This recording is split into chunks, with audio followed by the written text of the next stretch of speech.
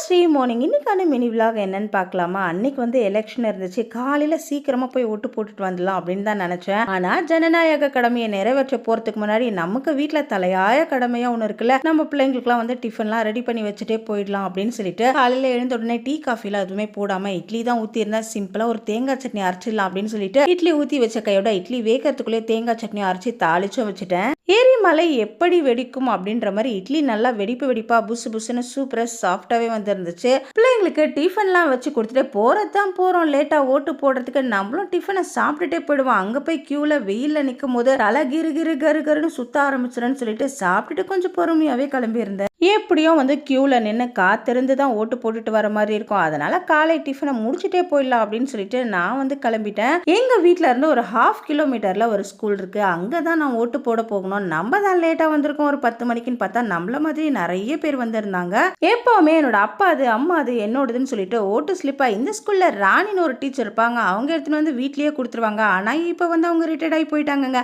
அதனால ஓட்டு போடுறதுக்கு முன்னாடி தான் நான் வந்து இங்க ஓட்டு ஸ்லிப் வாங்கியிருந்தேன். அவங்க என்ன பார்த்த உடனே உங்க 3 பேர் தானே நான் பின் பண்ணி வச்சிருக்கேன், டக்குன்னு 3த்தையும் எடுத்து கொடுத்துட்டாங்க. என்னோட அப்பா அது அம்மா அது எந்தன்னு சொல்லிட்டு எந்த மட்டும் நான் தனியா எடுத்துட்டு 10ஆம் நம்பர் பூத்துக்கு போய் 10 பேர் தான் நமக்கு முன்னாடி இருப்பாங்க, 10 நிமிஷத்துல ஓட்ட போட்டு போயிடலான்னு தாங்க நினைச்சேன். ஆனா என்னாச்சுன்னு பாத்தீங்கன்னா எனக்கு முன்னாடி ஒரு 20-25 பேர் இருந்தாங்க. சரி வந்துட்டோம், இன்ச்சா நான் வந்து ஒரு வழியா ஓட்ட போட்டு ஓடி போயிடலாம் அப்படின்னு நினைச்சேன். ஒரு வழியா என்னுடைய ஜனநாயக கடமையை சரியா முடிச்சுட்டு அங்கிருந்து கிளம்பலான்னு எல்லா பூத்தையும் ஒரு பார்வை பார்த்தா எல்லா பூத்துமே அவ்வளோ கூட்டமா தான் இருந்துச்சு.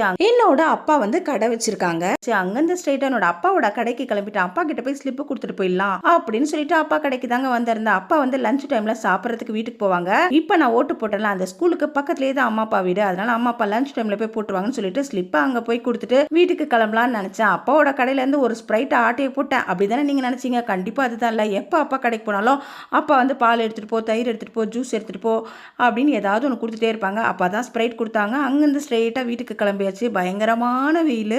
10 மணிக்கு வீட்டில இருந்து பக்காவா கிளம்பி போனேன்னா ஓட்டு போட்டு ரிட்டர்ன் வரும்போது மணி 12:30. வெளியே எங்கேயோ போய் குளிச்சுட்டு வந்த மாதிரி இருந்துச்சு. அந்த அளவுக்கு வெயில. வீட்டுக்கு வந்த உடனே நம்ம ஓட்டு போட்டதை ஒரு போட்டோ எடுத்து ஸ்டேட்டஸ் போடலன்னா நமக்கே மண்டையை ஒடிச்சிடும்ல. இந்த வெயில எப்படிடா கிச்சன்ல நின்று சமைக்கிறது நான் நினைக்க என்னோட மைண்ட் வாய்ஸ் சவுண்ட் வாய்ஸ் என்னோட ஹஸ்பண்ட்க்கு கேட்க நான் இன்னைக்கு பிரியாணி வாங்கி கொடுத்துட்டாருங்க. ரொம்ப சந்தோஷமா சாப்பிட்டு முடிச்சுட்டு ஆஹா ஏசியை போட்டு ரூம்ல போய் ரெஸ்ட் எடுத்தாச்சு.